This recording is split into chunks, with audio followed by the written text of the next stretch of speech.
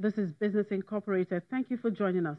I'm Chimeze Obi Iwago. On the show today, MTN shares rise on reports that Nigeria could reduce its $10.1 billion fine. Zimbabwe's inflation hits highest level in a decade as dollar shortage bites. Plus, oil struggles to find footing after 7% slide as outlook darkens. Let's get the show started now with the markets. And here on the African continent, the mood looked subdued in most parts of the markets in the region at intraday. However, the market here in Nigeria was marginally in the green, up 0.04%. The JSE index and the EGX 30 in Egypt were in the red. The Nairobi stock market closed 0.26% down on Tuesday. In the Middle East, it was a mixed sentiment at intraday. The markets in the United Arab Emirates were in the green zone. Abu Dhabi was up 1.10% and Dubai was up marginally 0.03%. On the other hand, Qatar and Saudi markets tilted southwards, with Qatar leading the losses. And in Europe, stocks opened lower after Italy defied the European Union's call to revise its spending targets, and oil prices dived further into bear market territory. Siemens and Alstom are also in the news. Let's bring in Daniel Cook, my colleague in Frankfurt, to tell us more. Hello, Daniel. Good afternoon. Beautiful Wednesday. Yes, a beautiful Wednesday to you. Hi there, Chimi, here at the Frankfurt Stock Exchange. You can see it in the back, the blue chip index DAX, a little bit recovering. We were here quite down at the market, mostly because of Italy, but now trying to recover again a little bit. I'm sure you're set to tell me what's driving that market today. Well, let's start with some of the corporate news coming in. The European Commission sent a statement of objections to Siemens and Alstom over their proposed rail merger. That was on Tuesday. Meanwhile, Alstom is reporting its first half results today. So, is the market trading this news? Yeah, exactly. Very interesting story at Chimi. Yes, we have been talking about this already quite often. Siemens, a big train manufacturer, wants to take over Alstom. Both companies are actually doing very good. I was taking a look at their latest numbers.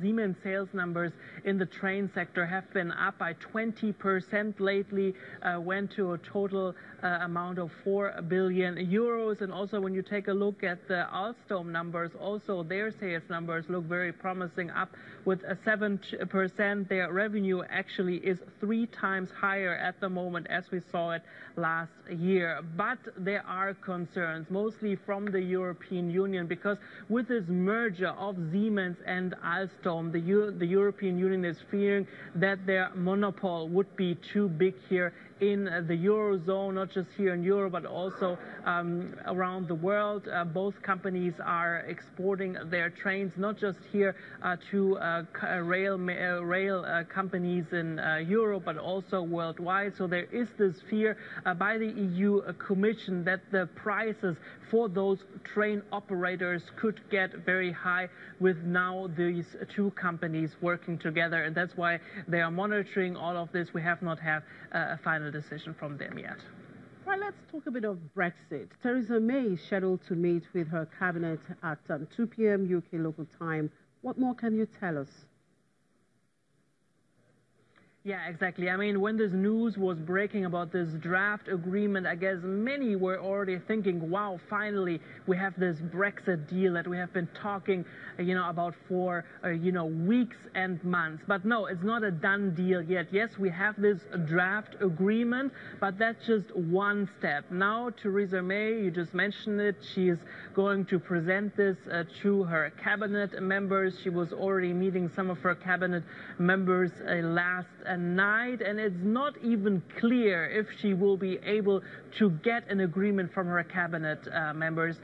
So far, we have not really received many information what's in this draft agreement. We are hearing that there seems to be a solution about the border with Northern Ireland. That was one of the key factors that was really a problem here throughout the last weeks and months.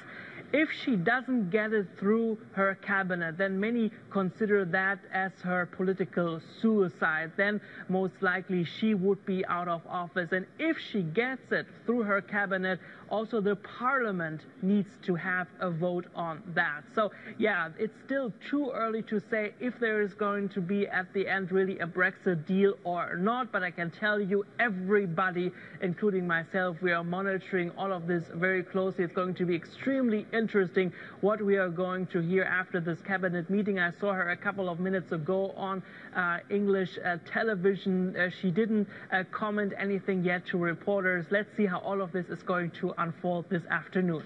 Yeah, we'll continue to keep an eye on that to see what develops out of it. Well, let's look at data now. The German third quarter GDP drops 0.2%. This is happening for the first time since 3 years. Why? Yeah, exactly. It seems that the German powerhouse, that's how many call it here, is losing a little bit of its power at the moment. I mean, we have been pretty much spoiled here throughout the last years with records after records. Now, for the first time in a couple of years, indeed, it has been going a little bit down. There are a couple of factors behind this. Many are actually saying that the trade conflict has a lot to do with this situation. As a result, the export numbers have been also going a little bit down. Import numbers, imports from abroad at the same time have been going up. Then also the automobile industry. We have to remember the automobile industry is a key pillar here of the German industry. They are also facing quite some issues at the moment to meet the requirements of the emission tests that have been enforced here in the country. Remember, Dieselgate, a big topic here at the moment, also throughout the last months. And then the other reason is also that the consumer spending has been also a little bit dropping. But I do believe that consumer spending is going to go up again. We have to remember Christmas is just a couple of weeks away. I can tell you I already got the first Christmas presents, but only for myself.